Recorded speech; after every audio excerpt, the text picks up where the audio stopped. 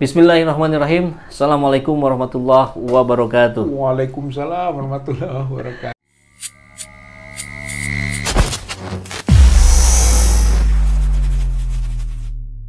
Mungkinkah Ketua Mahkamah Konstitusi yang lama dipanggil untuk menceritakan apa yang terjadi terkait putusan 90 ini ketika dia mendaftarkan di hari libur perkara ini? Siapa yang hendak bicara ini? Siapa yang mau terbuka soal ini? Di sidang MK sendiri. Kenapa ini disembunyikan dari ruang publik bahwa perkara yang muncul yang Anda sedang bela adalah perkara yang rusak atas nama konstitusi. Jadi bagi saya perkara ini sudahlah, kita semua sudah tahu bahwa pelaku utamanya, intelektual dadernya adalah Presiden Republik Indonesia yang sedang mengacaukan seluruh sistem dan subsistem. Jangan sampai MK menjadi mahkamah kalkulator, tapi harus lebih jauh itu seperti yang ditulis Pak Rijal di awal ini, menjaga konstitusi, mengawal mahkamah itu mengawal konstitusi, bukan terjebak hanya pada perselisihan angka. Nah, ya bagaimana yang dimaksud oleh Pak Rijal dalam tulisan ini tentang futuristik atau cerdas, memble dan konvensional itu bagaimana? Ya, yang disebut memble dan konvensional berarti MK ya terjebak pada penafsiran sempit tentang fungsinya, gitu kan? Yang memang di dalam Undang-Undang Dasar 45 dia diberi amanat 4 itu. Salah satunya adalah memutus perselisihan hasil pemilu. Nah, poin ini gitu kadang-kadang karena disebut hasil pemilu, dia sempit begitu Kang Epul melihatnya. Hasil pemilu ya angka, gitu kan. Ketika perselisihan angka. Saya kira ini pikiran sempit, gitu ya, pikiran konvensional, gitu. Karena memang selama ini begitu, gitu. Faktanya MK selama ini begitu. MK itu selalu begitu kan, berkaitan dengan hasil ujung angka-angka itu. Padahal gitu. mestinya. Padahal kan angka-angka itu diproduk oleh satu proses. Bisa saja angka demikian proses yang tidak benar. Itu yang disebut dengan terstruktur, sistematis, masif sebagai satu fakta kecurangan, gitu kan. Tapi kalau ujungnya yang dibaca hanya angka-angka, gitu kan, ya pasti nggak akan sampai ke di mana terstrukturnya, di mana sistematisnya, di mana masifnya, nggak terjangkau. Nah, kalau MK hanya berpikir tentang tadi ujung itu, angka itu, yaitu mahkamah kalkulator. Itu bisa oleh auditor biasa, suruh aja ngitung mana yang benar, begitu kan. Tapi kalau MK ini diberi amanat oleh Undang-Undang Dasar 45, sementara Undang-Undang 45 di pasal 22E ayat 1 menegaskan konteks pemilu. Pemilu itu di samping luber, langsung, umum, bebas, rahasia, juga jurdil dan 5 tahun sekali, kata narasi Undang-Undang Dasar itu.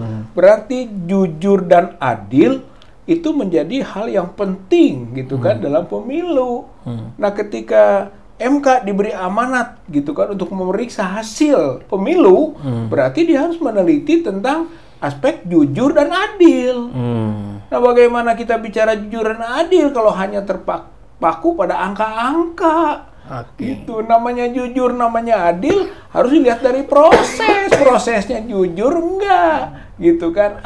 Adakah keadilan di dalam proses itu? Atau mungkin tadi kecurangan, kezaliman, kebohongan, rekayasa. Ini MK seolah-olah menafikan itu, berarti kan sempit. Nah, itulah yang kita sebut memble.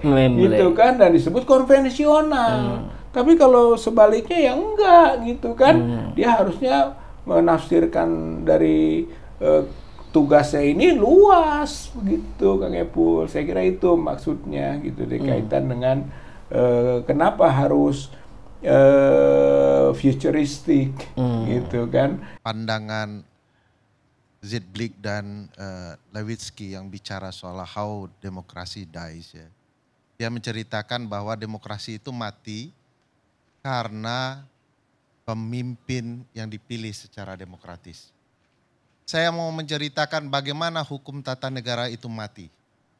Hukum tata negara itu mati oleh intelektual hukum tata negara yang membunuhnya secara demokratis pula.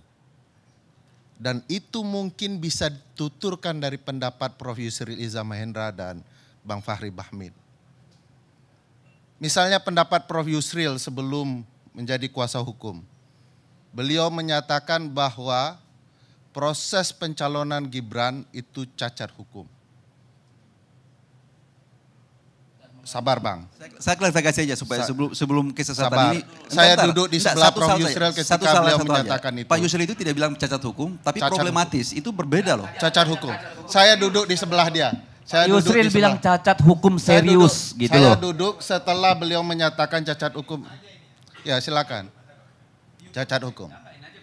Kedua, beliau menyatakan bahwa proses pemilihan presiden 2024 ini adalah proses pemilihan atas nama anak presiden. Itu clear, saya duduk di sebelah. Nah, saya mau menceritakan bagaimana para intelektual hukum tata negara tidak jujur dalam banyak hal. Bahwa sebelum bercerita model putusan dan lain-lain, ada sebuah kerusakan yang luar biasa dalam proses. Dan itu seolah-olah mau dikesampingkan. Padahal ada moralitas yang dibunuh di sana. Contoh, Bang Fahri tidak bicara bagaimana kacaunya putusan 90 itu. Ada 4 orang hakim bilang tidak sama sekali, ada perubahan untuk 169, pasal 169 huruf Q soal usia dan alternatifnya. Itu 4 orang. Lalu 2 orang mengatakan tidak boleh ada alternatif untuk usia 40 tahun kecuali untuk gubernur. Dan 3 orang bicara boleh seluruh elected official sebagai alternatif selain usia 40 tahun. Ini no contest, tidak ada yang terjadi dengan putusan ini. Siapa yang bicara soal kekacauan ini? Mungkinkah ketua Mahkamah Konstitusi yang lama dipanggil untuk menceritakan apa yang terjadi terkait putusan 90 ini ketika dia mendaftarkan di hari libur perkara ini? Siapa yang hendak bicara ini? Siapa yang mau terbuka soal ini? Di sidang MK sendiri. Kenapa ini disembunyikan dari ruang publik bahwa perkara yang muncul yang Anda sedang bela adalah perkara yang rusak atas nama konstitusi. Jadi bagi saya perkara ini sudahlah, kita semua sudah tahu bahwa pelaku utamanya, intelektual dadernya adalah Presiden Republik Indonesia yang sedang mengacaukan seluruh sistem dan subsistem hukum tata negara yang ada. Silahkan pakai logika ketatanegaraan yang ada. Tapi suatu saat semua orang akan membongkar kekacauan ini. Dan pada titik itulah moralitas kita dipertanyakan dalam menghormati konstitusi kita. Saya mau ceritakan betapa kacaunya ini. Termasuk kemudian di dalam perkara yang ada di Mahkamah Konstitusi, Bang Karni. Contoh, tadi pagi hingga siang kita bercerita soal Sirekap panjang sekali. 4 jam lebih saya pikir ya Bang Fahri. Tetapi ujungnya saksi yang berupa vendor dari KPU mengatakan bahwa ini seluruh sistem Sirekap ini sebenarnya tidak dirancang untuk jangka panjang. Dan juga hasilnya patut diragukan karena sumber daya manusia di berbagai daerah berbeda-beda. Simpulannya begitu, bahwa Sirekap ini tidak penting-penting amat. Dan bakal kacau begitu. Penting untuk pembentukan opini publik, Pak. Ya penting dia mengakui bahwa ini kacau begitu ya. Dan saya mempertanyakan ini. uang negara yang dipakai untuk program ini kok seolah-olah diabaikan keberadaannya. Uang negara rugi. Kan bisa dipakai untuk bansos juga nih uang negara. Supaya terdampak kepada publik gitu ya. Kok dipakai untuk sistem yang nyata-nyata dirancang bermasalah. Jadi berdebat panjang-panjang terhadap sebuah sistem yang ujung-ujungnya diakui masalahnya. Kecurangan berkaitan dengan bansos dan lain-lain dipanggil para menteri. Tapi kita harus ingat kepada siapa para menteri ini bekerja dan bertanggung jawab.